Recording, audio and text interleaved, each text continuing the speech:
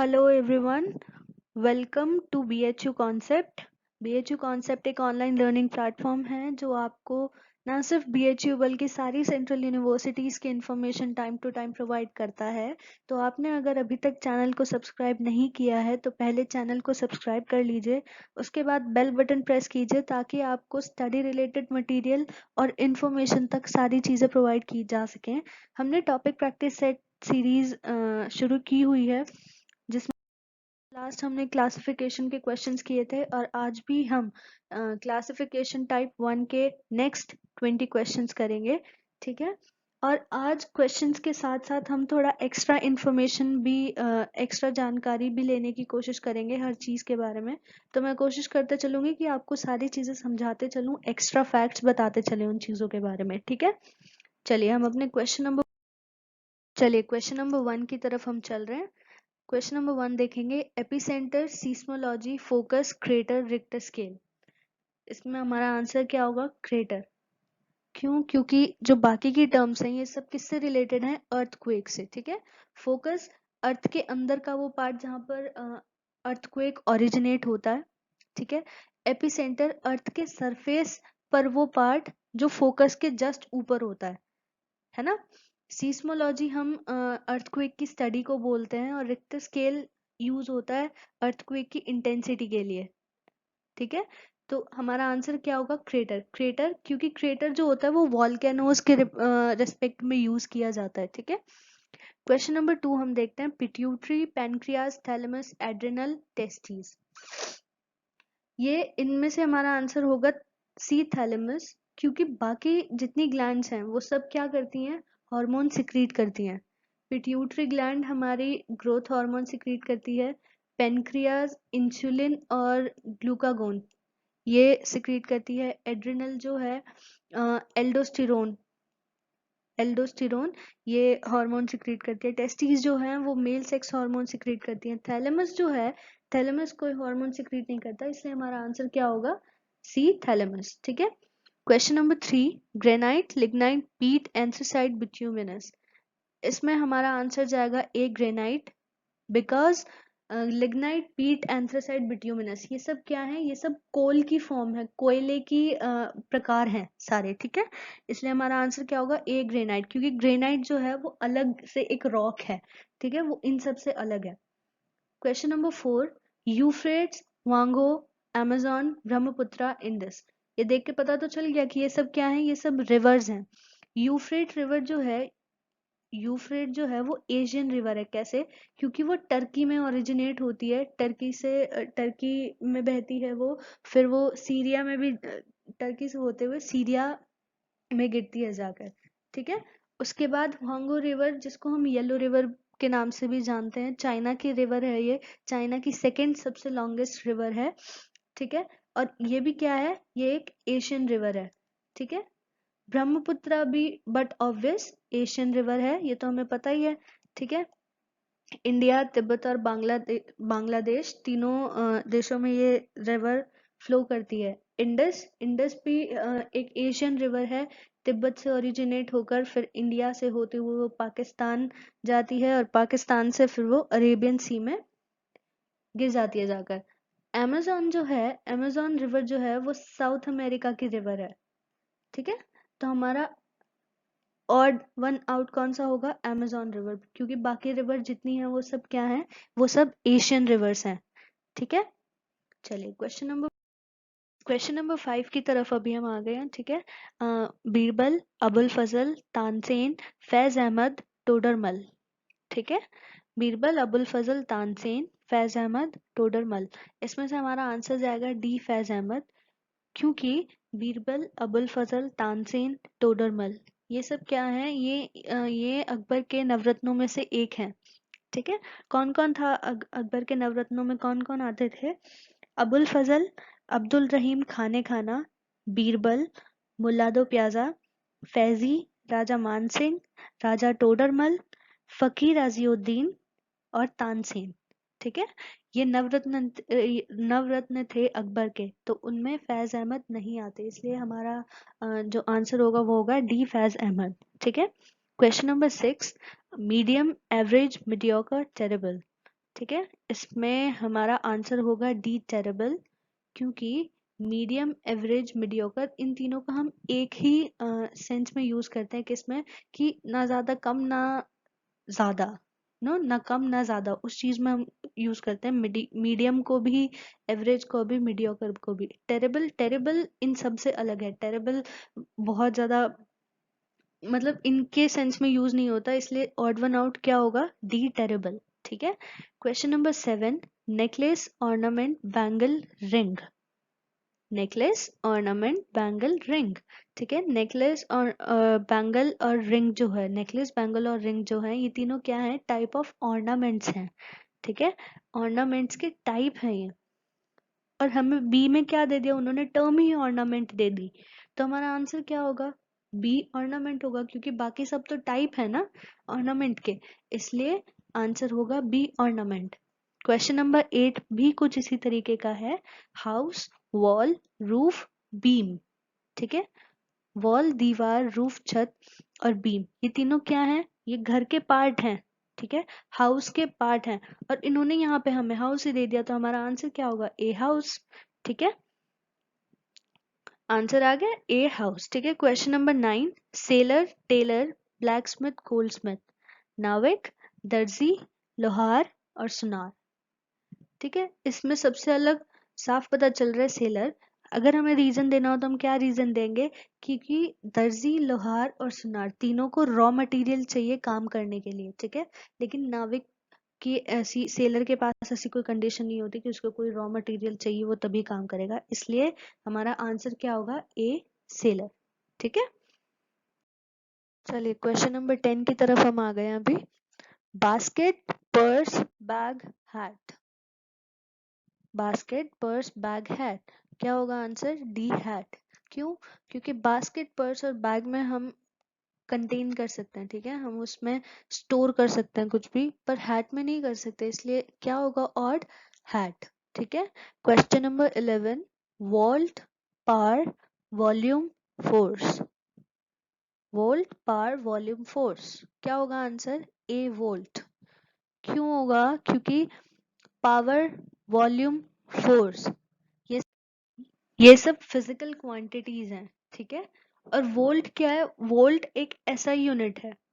ठीक है, वोल्ट जो है वो पोटेंशियल की क्या है, ऐसा यूनिट है, इसलिए हमारा ऑड वन आउट क्या होगा, ए वोल्ट।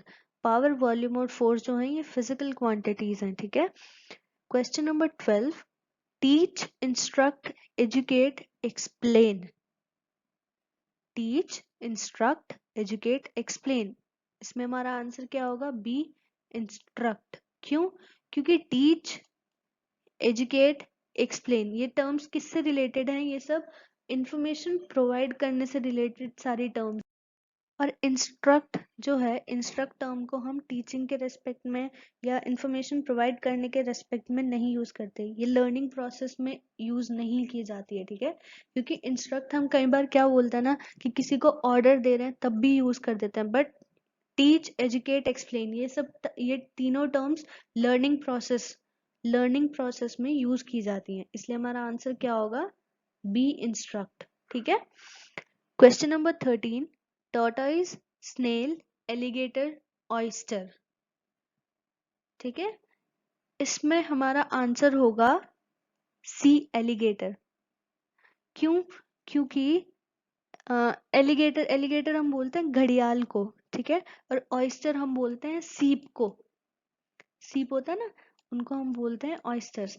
तो टॉर्टोइज, स्नेल, ऑयस्टर, इन तीनों के पास में एक प्रोटेक्टिव शील्ड होती है। अगर सीप आपने किसी सीप ने सीप आप सॉरी किसी ने सीप देखा होगा तो उसको पता होगा कि टॉर्टोइज, स्नेल और सीप, ऑयस्टर तीनों के ऊपर एक प्रोटेक्टिव कवरिंग होती है, शील्ड होती है।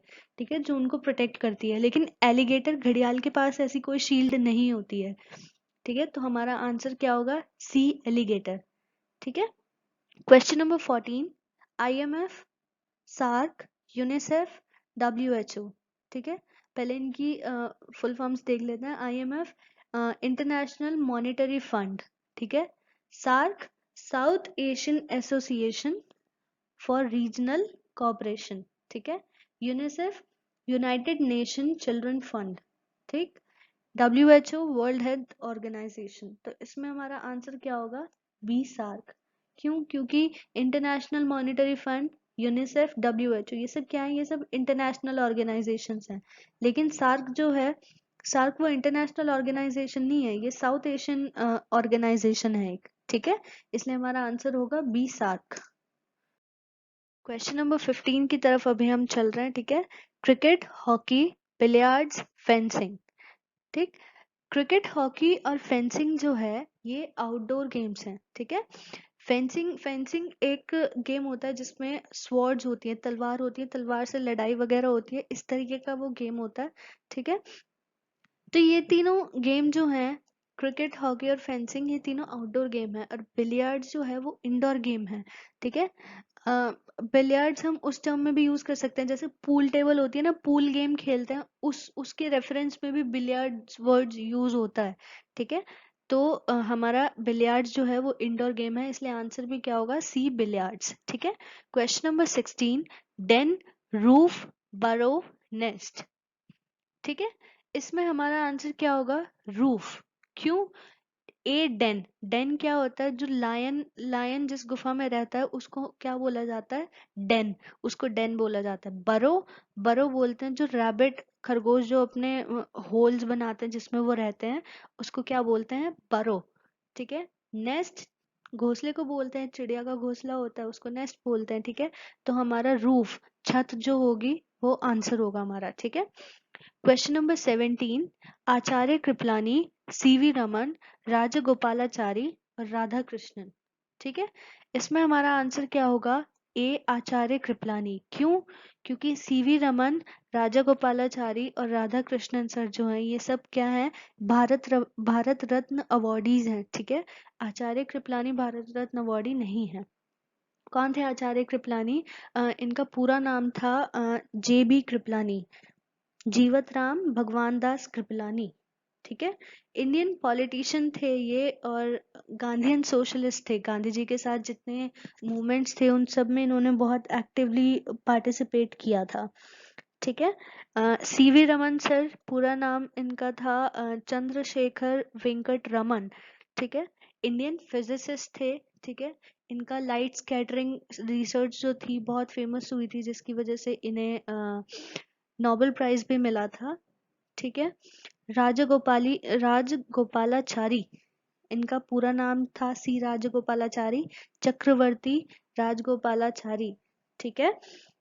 ये जो थे इंडिपेंडेंस एक्टिविस्ट रहे हैं, ठीक है। और इंडिया के लास्ट गवर्नर जनरल जो थे वो यही थे, ठीक है।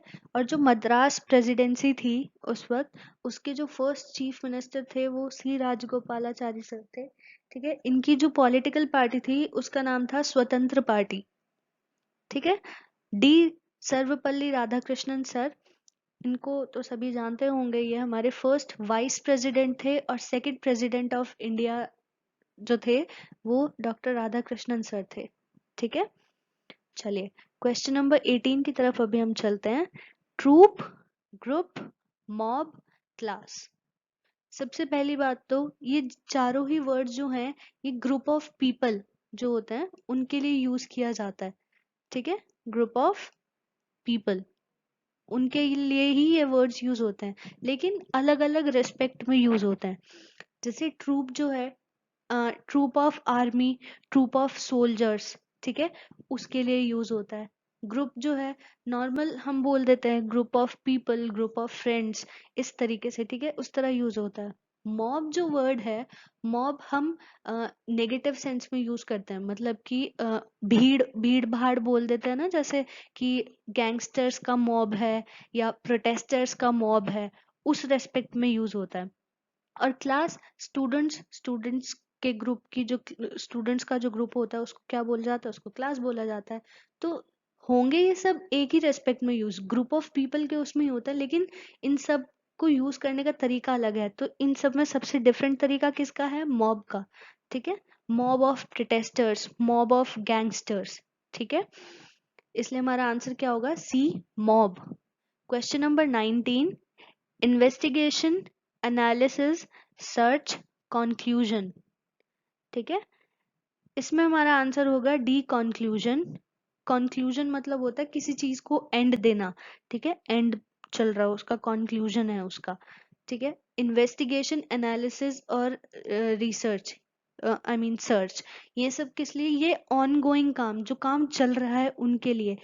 इन्वेस्टिगेशन किसी काम की हो रही है, अभी छानबीन हो रही है, एनालिसिस हो रहा है, किसी काम को परखा जा रहा है, एनालिसिस हो रहा है उसका। सर्च, किसी चीज के लिए सर्च कर रहे हैं, अभी हम ढूंढ रहे हैं उस चीज को। कंक्लूजन का मतलब होता है किसी चीज को अंत देना, किसी चीज का एंड करना। ठीक है, दैट इज कंक्लूजन, इसलिए हमारा आंसर क्या होगा? D, conclusion. ठीक है, question number 20, infrared rays, radio waves, X rays and ultraviolet rays. ठीक, हमने सबने वो पढ़ा है इलेक्ट्रोमैग्नेटिक स्पेक्ट्रम जो होता है ना?